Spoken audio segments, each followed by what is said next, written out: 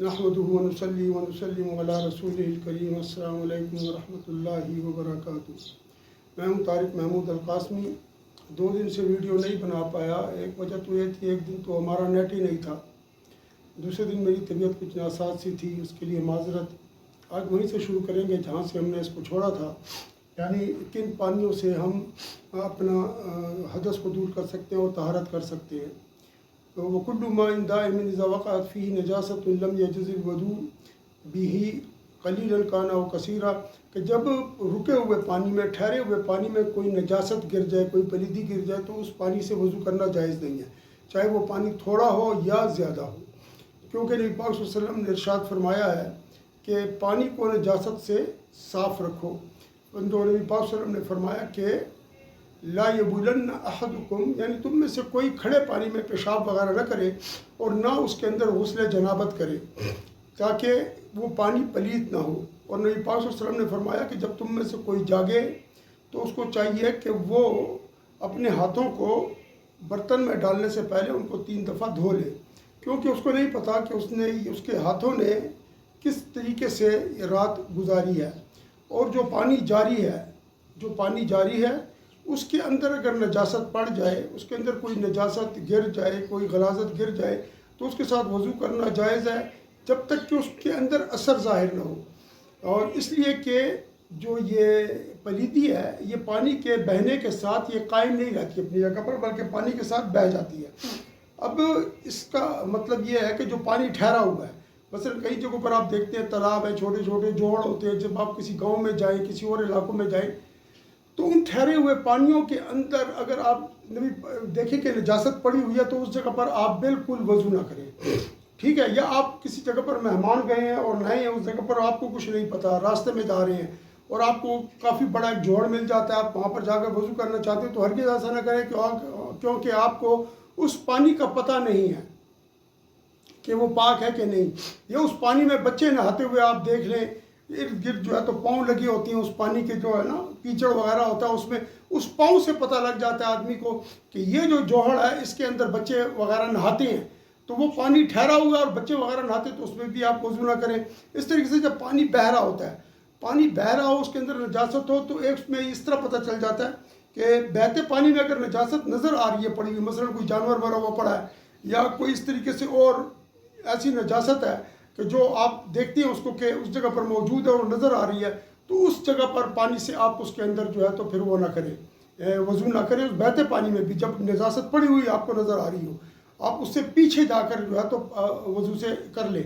اور اگر کہ اس کے اندر اثر نہیں ہے نجاست کا، مثلا اس کا جثہ دکھائی نہیں دے رہا بلکہ اس کے اندر اثر ہی دکھائی نہیں دے رہا، کیونکہ مثلا کسی نے ایک دور کہیں پہ پیشاب کیا تو پیشاب اس میں بہتا ہوا چلا جائے گا، آپ کو پتہ بھی نہیں چلے گا، تو اثر نظر نہیں آئے گا۔ لیکن کسی نے بڑا پیشاب کیا ہوا ہے، پخانہ کیا ہوا ہے، تو وہ آپ کو نظر آتا ہے، لہٰذا اس جگہ پر آپ جو ہے تو وضو نہیں کریں گے، کیونکہ وہ پڑا ہوا اور نظر آ رہا ہے۔ اور اس طریقے سے جب تک کہ پانی کے اندر جو جریان ہے، جب پانی کا بہاؤ جاری ہے، تو جو مائع قسم کی ہلکی پھلکی نجاست ہوتی ہے وہ پانی اپنے ساتھ لے جاتا ہے۔ اس طریقے سے یہ تو ہو گیا ہو کہ جن پانیوں کو آپ نے استعمال کرنا ہے۔ اب جو ہے تو پانی ایک وہ پانی ہے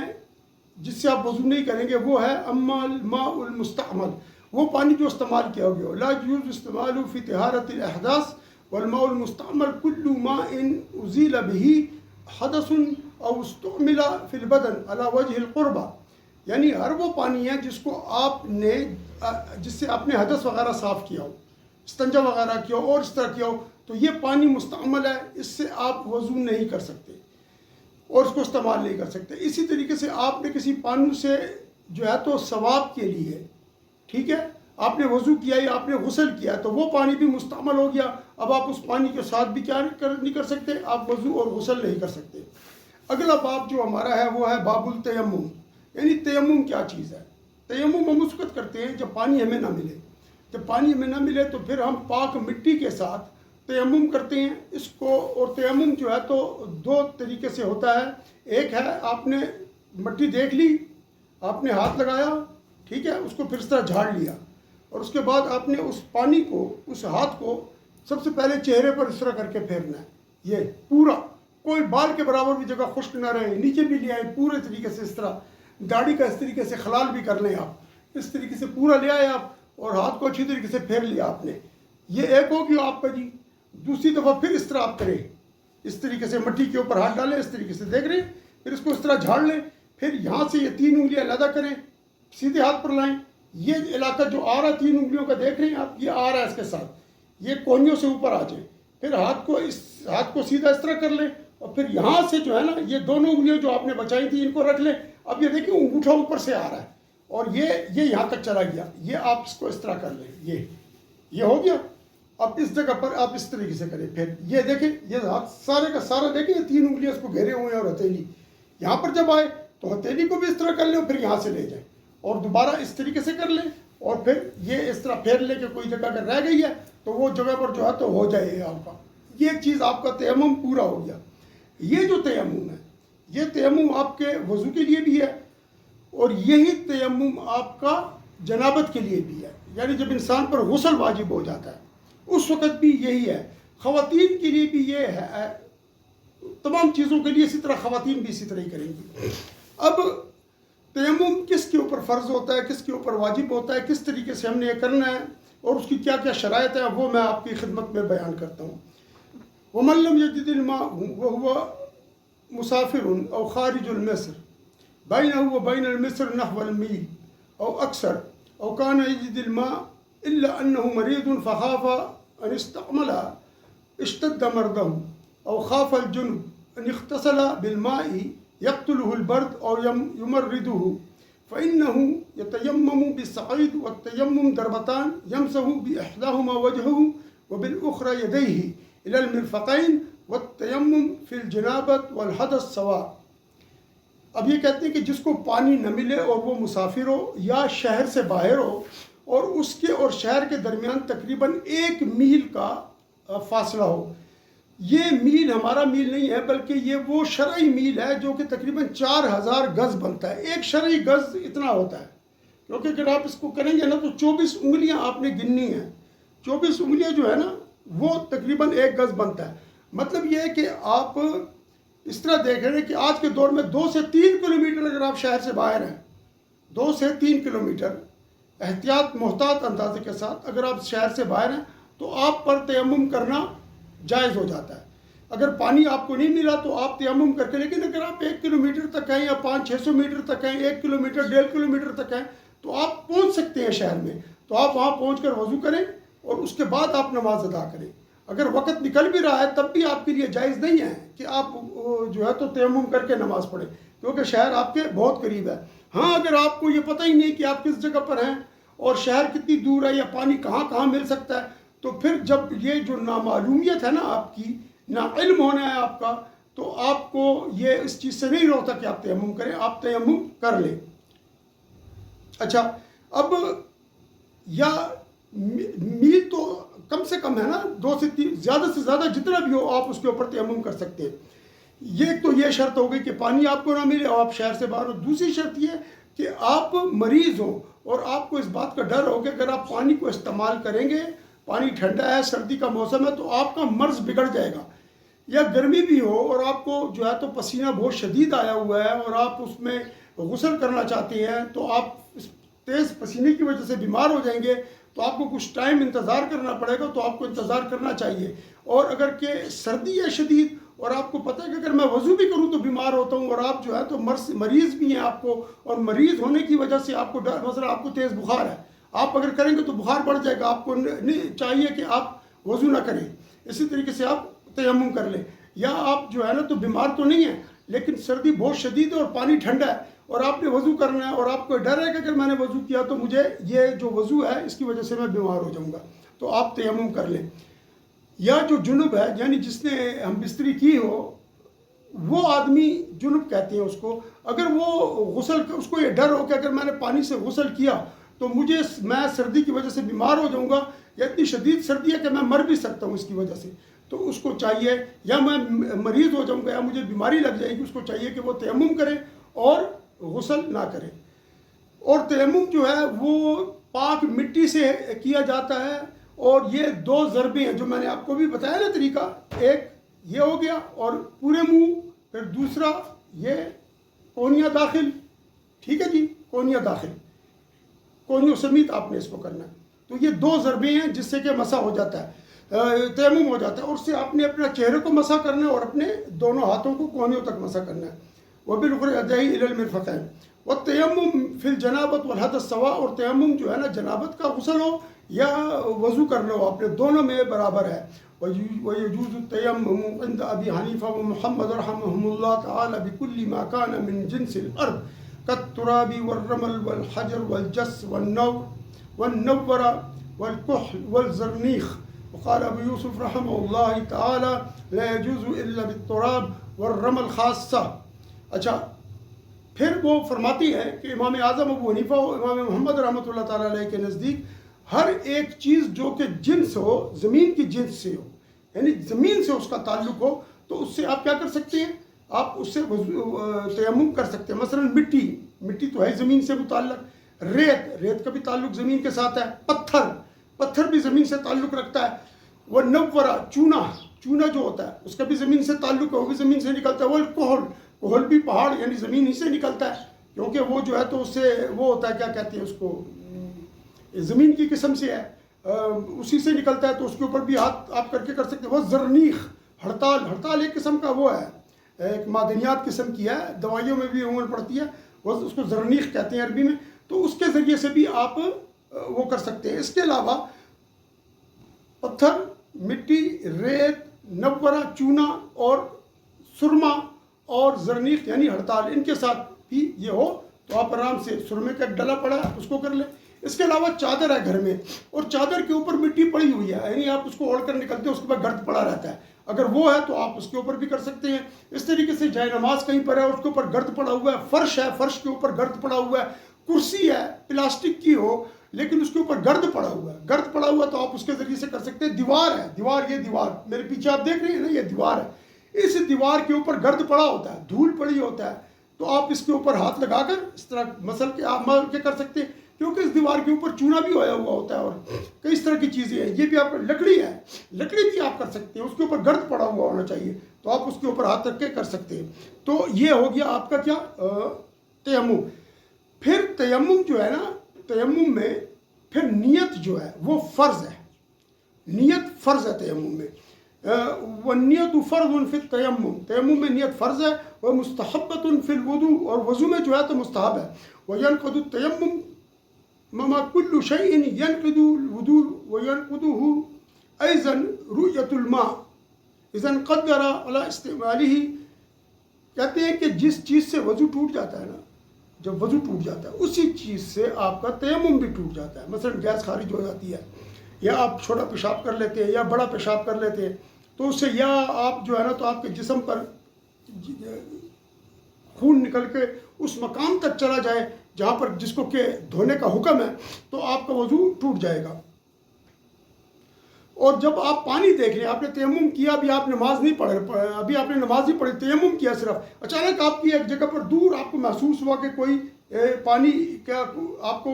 नज़र आया, ऐसा जहाँ पर कुछ लोग दूर पानी भर रहे थे, इस तरह पता नहीं लगता था कि जो पानी भरने आए तो आपको उस जगह से पता लगे तो पानी है, तो आपका वज़ू उसी वक्त आपका तयम्मुम टूट गया। आप जाएंगे अब उस जगह पर और उधर जाकर जो है तो आप पानी करेंगे, लेकिन बशर्ते कि वही जो मैंने शराइत बताई हैं कि मील 2 मील से कम हो, ऐसा ना हो कि बहुत दूर हो कि आप चले तो आपको 2 मील से ज़्यादा सफ़र करना पड़ेगा, तो फिर आप जो है ना 2 किलोमीटर से ज़्यादा सफ़र पर आप आगे फिर नहीं जाएंगे और उसी जगह पर उसी तयम्मुम से आप उसकी नमाज को अदा करेंगे। और इसी तरीके से जब आपने पानी देख लिया और आप उसके इस्तेमाल पर कादिर भी हैं, यानी आपने पानी देखा और पानी ऐसी जगह पर है कि किसी घर के अंदर है और बाहर बाढ़ लगी हुई है, हर तरफ से उसको बंद किया हुआ है और उसके अंदर बगैर इजाज़त आप दाखिल नहीं हो सकते, डर है कि आपको चोर समझ लिया जाएगा और आपकी ठीक ठाक कुट लगा दी जाएगी। तो फिर बेहतर यह है कि आप कुट खाने के लिए अंदर ना जाएँ वज़ू करने के लिए, बल्कि आप बाहर ही बैठ कर क्या करें, अपना तयम्मुम करें और इत्मीनान से रब करीम के हुजूर में अपनी नमाज अदा करें कि आपका रब जानता है कि आप किस परेशानी और किस मुश्किल में। अगर आप उस घर के अंदर चले गए तो वो क्या कहती हैं, फिर वो लेने के देने पड़ जाएंगे, तो आप उस घर के अंदर बिल्कुल मत जाएं। तो कुट से दूर रहने के लिए ज़रूरी है कि आप बाहरी, क्योंकि उम्र ये होता है लोग करते हैं इस तरह, तो याद रखें कि वो किसी और की ज़मीन है, वो किसी और का हक है, आपको उसकी इजाज़त लेनी पड़ेगी। اگر کسی آدمی کے پاس پانی ہے 2 بالٹی، اس 2 مشکیزیں پانی ہے، آپ یہ نہیں کہ وہ سویا ہوا تو آپ نے جا کے مشکیزہ کھولا وضو، نہیں، آپ کی نماز ہوگی نہیں، کیونکہ آپ نے حرام طریقے سے وضو کیا ہے۔ آپ اس کو اٹھائیں گے، اس سے پانی طلب کریں گے، وہ انکار کر دے گا۔ آپ کے پاس پیسے، آپ کہیں گے میں آپ کو اتنے پیسے دیتا ہوں، آپ اس کو پیسے آفر کریں گے، وہ پیسے بھی ٹھکرا دیتا ہے۔ آپ تیمم کر کے نماز پڑھیں۔ گھر کی 4 دیواری کے اندر ہے یا باہر کوئی باڑ لگی ہے اس کے اندر ہے، تو آپ دروازہ کھٹکائیں، کسی کو آواز دیں، جب وہ آئے اس سے اجازت مانگیں۔ اگر وہ اجازت دے دیتا ہے آپ کریں، اگر وہ اجازت نہیں دیتا آپ پر تیمم بالکل جو ہے تو جائز اور روا ہے کہ آپ کو کر لیں۔ اور اس طریقے سے یہ وہ ہو گیا کہ جب آپ پانی کے اوپر قادر ہو جائیں۔ وَلَا يَجُوزُ التَّيَمُّمُ إِلَّا بِصَعِيدٍ طَاهِرٍ وَيَسْتَحِبُّ لِمَن لَّمْ يَجِدِ الْمَاءَ وَهُوَ يَرْجُو أَن يَجِدَهُ فِي آخِرِ الْوَقْتِ أَن يُؤَخِّرَ الصَّلَاةَ إِلَى آخِرِ الْوَقْتِ۔ تو آپ جو ہے نا تیمم آپ کے لیے جائز نہیں ہے جب تک کہ مٹی پاک نہ ہو۔ تو آپ پاک مٹی دیکھیں گے، ایسا نہ ہو ادھر بھی پیشاب پڑا اور گیلی جگہ ہے، ادھر بھی پیشاب پڑا ہے، ادھر بھی بڑا پیشاب نظر آ رہا ہے، آپ کو کوئی جگہ ایسی نظر نہیں آ رہی، تو آپ آگے چلتے جائیں جہاں تک کہ آپ کو ایسی جگہ نہ ملے کہ جہاں پر آپ کا غالب گمان ہو، آپ کو یہ یقین کے قریب کیفیت حاصل ہو کہ یار یہ واقعی ادھر نہ تو کوئی گیلی جگہ نظر آ رہی ہے نہ کچھ، تو آپ اس جگہ پر تیمم کر سکتے ہیں۔ اب اس طریقے سے ہے جی کہ اس کے بعد آ جائیں آپ، اور مستحب بات یہ ہے، یعنی جیسی نماز اذان آپ نے سنی ہے، نماز کا وقت ہوا، تو یہ نہیں کہ آپ نے بس فوراً ہی تیمم کی اور نماز ادا کر لی۔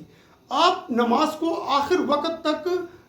مؤخر کرتے چلے جائیں، یعنی نماز میں تھوڑی تاخیر کرتے چلے جائیں اور پانی کی تلاش میں آگے بڑھتے رہیں تاکہ آپ کو پانی مل جائے اور ایک کامل طہارت کے ساتھ، ایک رخصت کی بجائے عزیمت کے ساتھ آپ نماز کو ادا کر پائیں۔ تو آپ کیا کریں گے جی؟ تو آپ نماز کو پیچھے کرتے چلے جائیں گے اور پانی کو ڈھونڈتے رہیں گے۔ تو اگر آپ پانی پا لیں تو آپ وضو کریں اور پھر آپ نماز پڑھ لیں، ورنہ اگر آپ کو پانی نہیں ملتا اور نماز کے قضا ہونے میں بس 15-20 منٹ ہی رہتی ہیں، مثلا عصر کی نماز ہے تو اس کے اندر اتنا وقت کافی ہے، اس طرح ظہر کی نماز ہے تو اتنا وقت رہ گیا، تو آپ فوراً کیا کریں؟ تیمم کریں اور اپنی نماز ادا کریں۔ اور جب آپ نے ایک دفعہ تیمم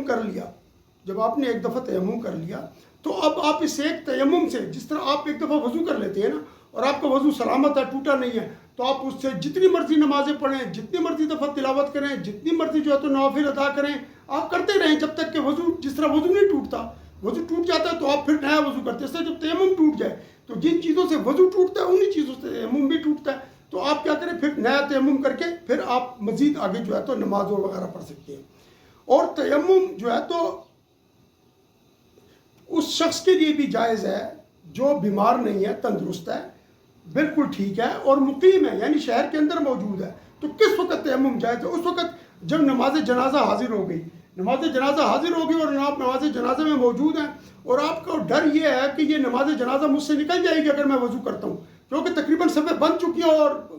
ملا بھی کھڑا ہو گیا اور جنازہ بھی حاضر ہے اور سب حاضر ہیں جتنے بھی لوگ ہیں، صرف آپ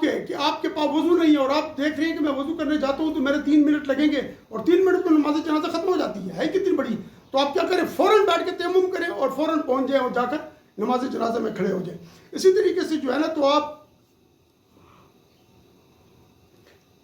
عید کی نماز ہے، آپ عید کی نماز کے لیے گئے، جب آپ عید کی نماز کے لیے گئے تو آپ کا وضو نہیں تھا یا وضو تھا لیکن راستے میں کوئی ایسی عذر پیش آ گیا کہ آپ کا وضو ٹوٹ گیا۔ اب آپ نے کیا کرنا ہے؟ اگر آپ وضو کرتے ہیں تو آپ سے کیا ہوتا ہے جی کہ آپ سے عید کی نماز نکل جاتی ہے، ٹھیک، آپ سے تکبیر بھی نکل جاتی ہے، جو پہلی رکعت ہے وہ نکل جاتی ہے۔ تو آپ کیا کرتے ہیں؟ آپ پھر اس طرح کرتے ہیں کہ آپ فوراً تیمم کریں اور تیمم کر کے آپ جا کر عید کی نماز میں شامل ہو جائیں، کیونکہ آپ کو اس سے کوئی بھی نہیں روکتا۔ اور اگر کہ آپ کو یہ ڈر ہے کہ وضو کروں گا تو یہ ہو جائے گا، اگر یہ ڈر نہ ہو اور اتنا وقت ہو تو پھر آپ پر وضو لازم ہے۔ اور اگر کہ کسی کو یہ خوف ہو کہ جمعہ مجھ سے نکل جائے گا یا اس سے جو ہے نا میں وضو کروں تو جمعہ نکل جائے گا، یا جو ہے نا تو کوئی اور ایسی نماز ہے کہ جو اس سے نکل جائے گی اگر وہ وضو کرنے، تو اس صورت میں اس کو تیمم کی اجازت نہیں ہے۔ جمعہ پڑھنے کے لیے آپ تیمم نہیں کر سکتے کیونکہ جمعہ ہر ہفتے آتا ہے اور عید سال میں ایک دفعہ آتی ہے، اور سفر بھی آپ ایسا مشکل سے ہوتا ہے کہ جہاں پر پانی نہ ملے۔ آج کے دور میں تو ہر جگہ پر پانی ہے جی،